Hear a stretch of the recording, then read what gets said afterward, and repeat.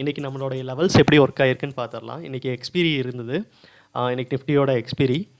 இந்த எக்ஸ்பீரியில் நம்மளோட லெவல்ஸ்லாம் எப்படி வேலை செஞ்சுருக்குங்கிறத ஃபஸ்ட்டு பார்த்துடலாம். இன்றைக்கி மார்க்கெட் வந்து ஒரு சின்ன கேப் டவுனில் ஓப்பன் ஆனாங்க. கேப் டவுனில் ஓப்பன் ஆன மார்க்கெட் ஒரு 20 மினிட்ஸுக்கு வந்து கீழே தான் போச்சு. ஸோ அதில் ஃபஸ்ட்டு ஒரு 5 மினிட்ஸில் நம்மளோட ஃபஸ்ட்டு சப்போர்ட் லெவல் 25,945 டச் பண்ணிட்டாங்க. எகெயின் மார்க்கெட் ஒரு சின்ன ரிவர்சல் கொடுக்க ட்ரை பண்ணாங்க. ரிவர்சல் கொடுக்க முடியாமல் ஃபஸ்ட்டு சப்போர்ட் லெவல் டச் ஆன உடனே நம்மளுக்கு செகண்ட் சப்போர்ட் லெவல் டச் ஆயிருச்சு. செகண்ட் சப்போர்ட் லெவல் 25,891 அது நல்லாவே இன்றைக்கி ஒர்க் ஆகிருந்தது. ஸோ அதுக்கப்புறம் மார்க்கெட் வந்து ஆஃப்டர்நூன் வரையுமே ஒரு சின்ன சைட்வேஸ்லேயே தான் இருந்தாங்க. மூமெண்ட் எதுவும் பெருசாக இல்லை. ஸோ அந்த சின்ன சைட்வேஸ்லேயே தான் இருந்துட்டு இருந்தாங்க.